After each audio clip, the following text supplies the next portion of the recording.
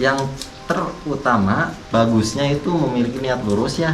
Artinya nggak boleh punya niatan untuk meminta kah gitu, atau mempunyai niat untuk pencalonan apapun, berupa apapun, pokoknya nggak boleh. Kok setiap ada yang mau deketin itu kok susah, kurang lebih kayak masalah hubungan lah. Jadi ada panggilan mungkin ke sini untuk bisa dicari tahu kondisiku tuh kenapa. Pas pulang kerja ngelintasin busway, kayak ada tuh nenek-nenek nyamperin aku, kayak dia ngasih tahu supaya aku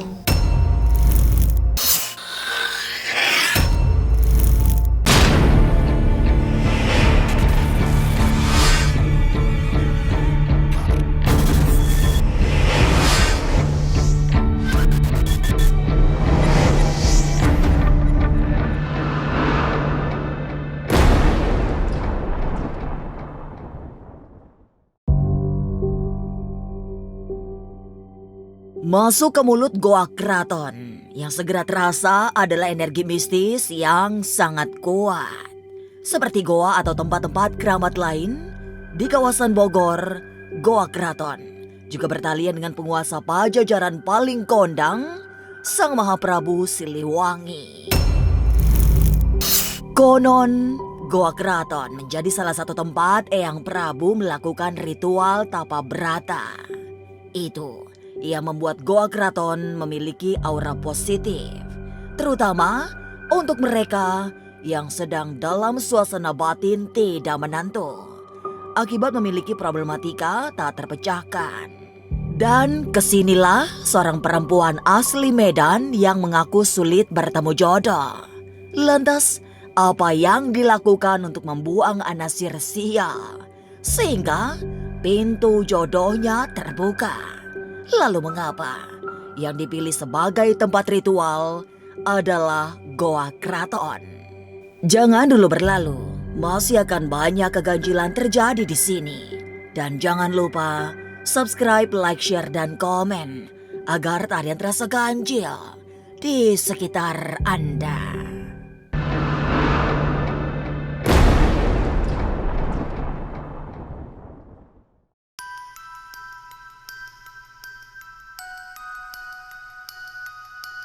Melipir ke Bogor Timur, segeralah sampai ke Goa Keraton, sebuah tempat keramat yang memiliki sejarah panjang sejak era Pajajaran yang sakral. Ada jejak Eyang Prabu Siliwangi yang sangat kentara, terutama jika dilihat oleh mereka yang memiliki kepekaan batin. Tapi hati-hati, memasuki Goa Keraton tidak boleh sembarangan. Jika salah melangkah, bisa pindah alam.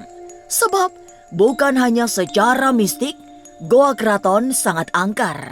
Dari sisi alam, goa ini juga berbahaya karena menyediakan jebakan-jebakan maut yang harus pandai dihindari. Para penjelajah goa menyarankan agar yang ingin masuk Goa Keraton didampingi oleh yang sudah paham dengan medan. Tujuannya agar tidak tersesat secara batin maupun lahiran. Kita kesini tuh tujuannya untuk menelusuri salah satu goa yang ada di kawasan Bogor Timur, di mana goa ini disebut atau dikenal dengan nama Goa Keraton. Satu entrance vertikalnya, setelah ini kira-kira 20 meteran, terus berundak ada 4 pitch gitu. Nah makanya ada 3, ini salah satunya gitu, 1, 2, 3 entrance vertikal gitu ya. Kalau mau teman-teman cukup di sini nunggunya gitu, biar nggak terlalu dalam gitu, bahaya karena kita nggak memakai APD yang standar gitu. Jadi entrance ini entrance 1. Entrance 2-nya yang sebelah sana. Seberang. Entrance 3-nya sebelahnya. Oke. Hembusan angin yang sangat misterius tiba-tiba datang. Setelah itu menyebar aroma melati yang sangat wangi mistis. Tapi seperti apa sejatinya sejarah Goa Keraton itu? Benarkah petilasan Mahaprabu Siliwangi? Sejarahnya di sini merupakan salah satu percabangan dari kerajaan Pajajaran. Jadi di sini tuh dari awal sudah banyak seperti makhluk-makhluk menyerupai harimau gitu.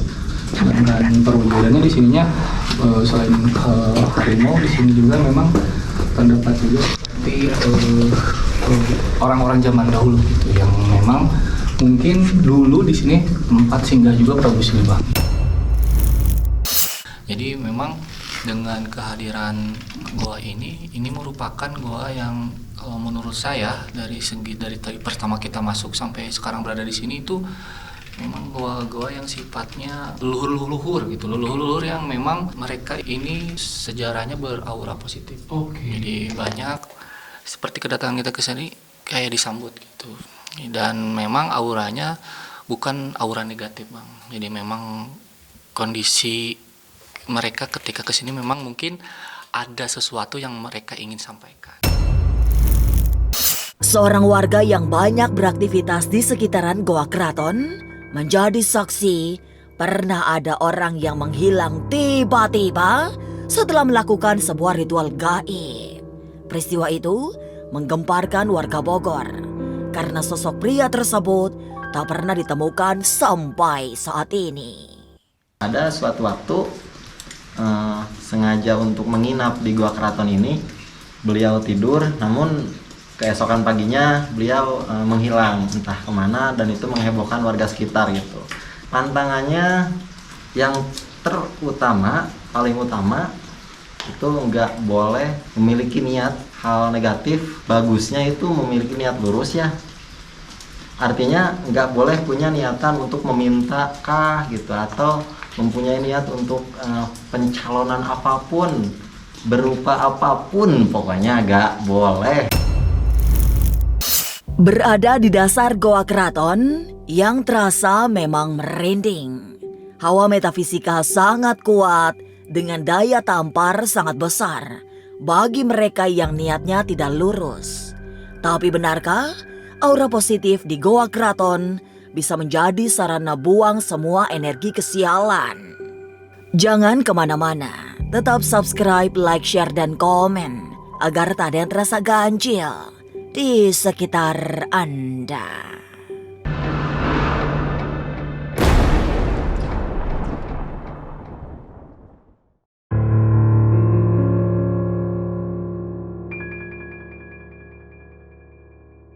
Goa Keraton memang bukan tempat sembarangan. Mereka yang masuk juga dilarang melakukan hal-hal yang berbahaya, termasuk melakukan ritual-ritual mistis tanpa didampingi oleh ahli spiritual. Bagi para praktisi supranatural, Goa Keraton memiliki arti tersendiri oleh sebab di tempat ini ada banyak aura positif yang bisa dimanfaatkan untuk membuang energi negatif, termasuk yang dialami oleh perempuan yang dipanggil Kak Flo. Selama ini, Kak Flo merasa dibayang-bayangi energi tak baik, sehingga hubungannya dengan laki-laki selalu kandas.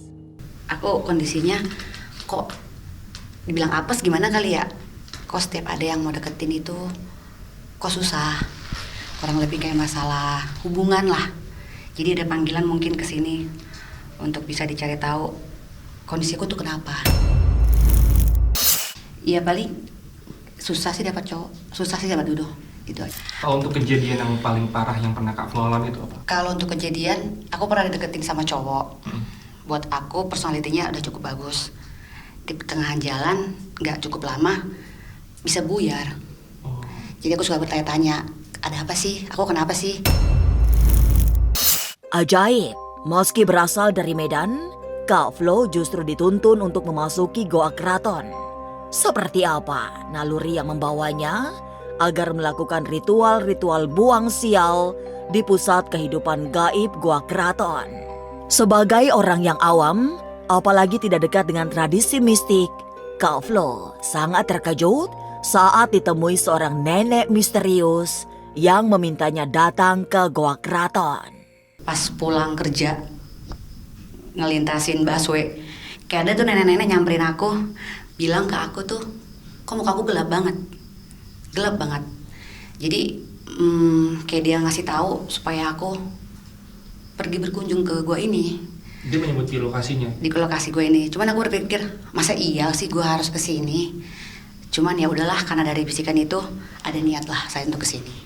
Kaplo ini salah satu orang yang memang secara tidak langsung dapat panggilan dari leluhur di sini gitu. Mungkin entah itu ada pada saat di kehidupan masa lalu Kaplo yang memang menyambung, ada sangkut paut dengan lokasi ini gitu. Dan salah satunya mungkin dengan adanya sekarang masalah yang dialami Kaplo, panggilan itu secara tidak langsung Kaplo untuk segera datang ke lokasi ini untuk mengatasi masalah tersebut. Lantas seperti apa suasana mistis saat Kang Ian kerasukan sosok gaib yang kemudian mengobati Kak Flo? Jangan kemana-mana, tetap subscribe, like, share, dan komen agar tak ada yang terasa ganjil di sekitar Anda.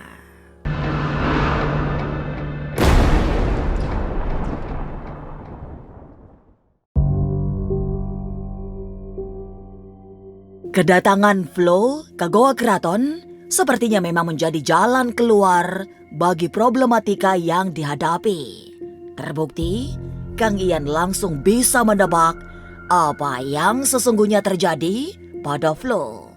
Saat melakukan mediumisasi, Kang Ian kerauhan sosok yang sangat paham tentang Goa Keraton. Kemudian, kepada sosok itulah Kak Flo mengungkapkan curahan hatinya yang kisah-kisah asmaranya selalu kandas.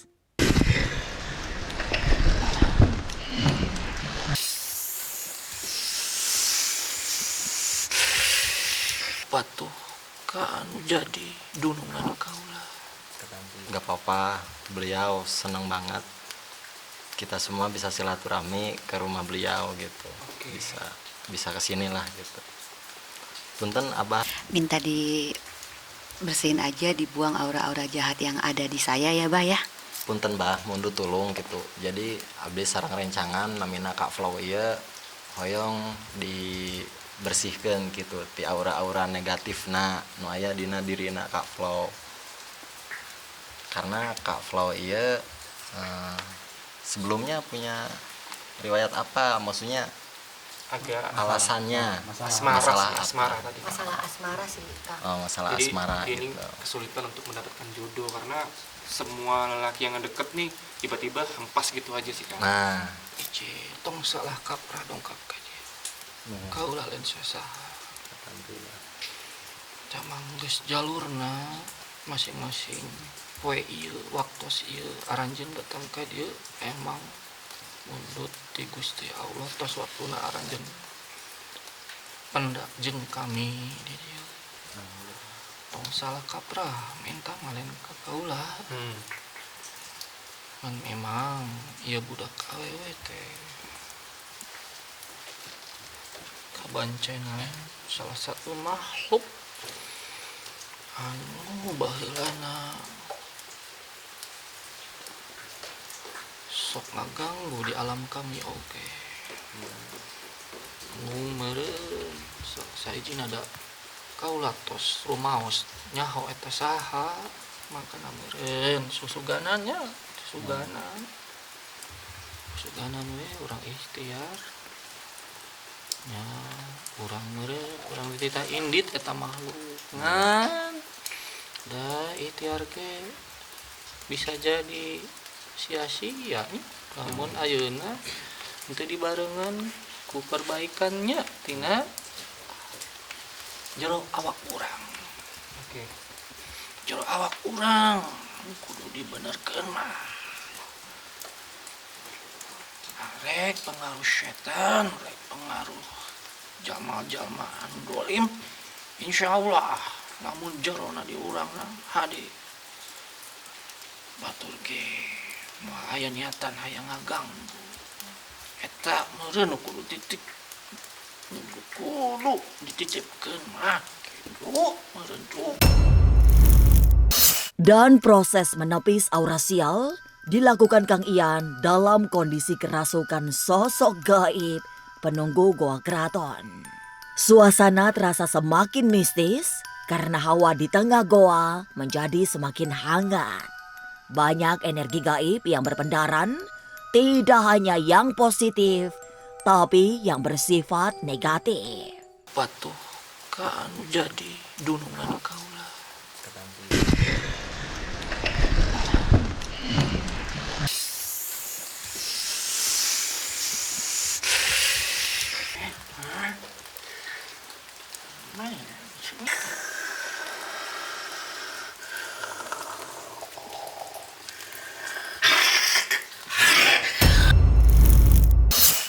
Teman-teman ganjil, ini kita masih melakukan pembersihan terhadap Kaflo, dan sosok yang merasuki Kang Ian ini meminta media botolnya. Kita juga nggak tahu nih tujuannya apa, jadi kita lihat sendiri aja.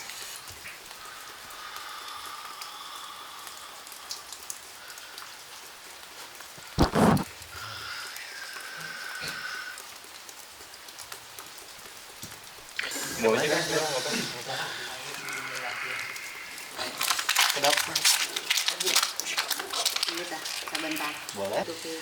Dibungkus, Bang.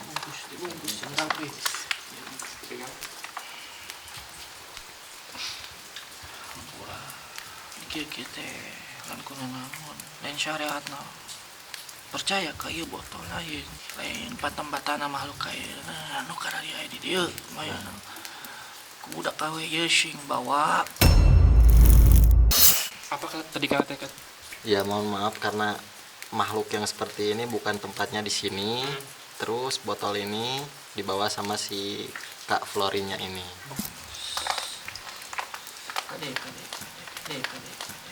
Proses mediumisasi yang dilakukan Kang Ian selesai.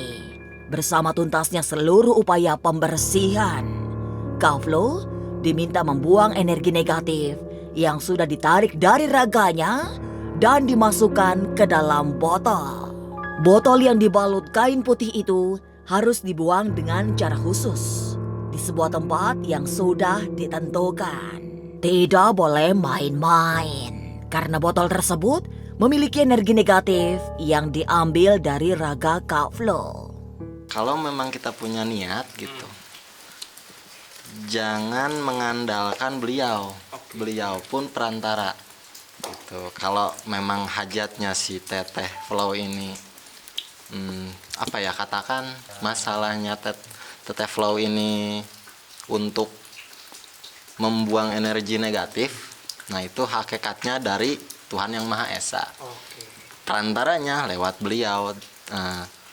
Tapi tetap kita pun perlu ikhtiar gitu aja. Satu, garis besarnya jangan salah niat. Botol ini isinya entah apapun, intinya energi negatif ya gitu. Kita nggak bisa tahu gitu. Tempatkan di tempatnya, jangan disatukan dengan intinya yang dia nggak nyaman lah. Bagusnya itu dikubur di sebelah timur, patokannya pohon bercagak. Datang ke Goa Keraton di kawasan Bogor memang tidak boleh sembarangan. Ada energi negatif yang bagi mereka yang menyimpan niat buruk bisa menyesatkan. Tapi di luar semua itu, energi positif yang mendominasi aura Goa Keraton bisa menjadi perantara membuang segala kesialan. Inilah ganjil yang akan menguak berbagai misteri di alam nyata dan tak kasat mata. Sampai jumpa pada episode selanjutnya dengan kisah-kisah ganjil setiap hari Senin, Kamis, dan Jumat pukul 5 sore. Tapi sebelumnya, jangan lupa subscribe, like, share, dan komen agar tak ada yang terasa ganjil di sekitar Anda.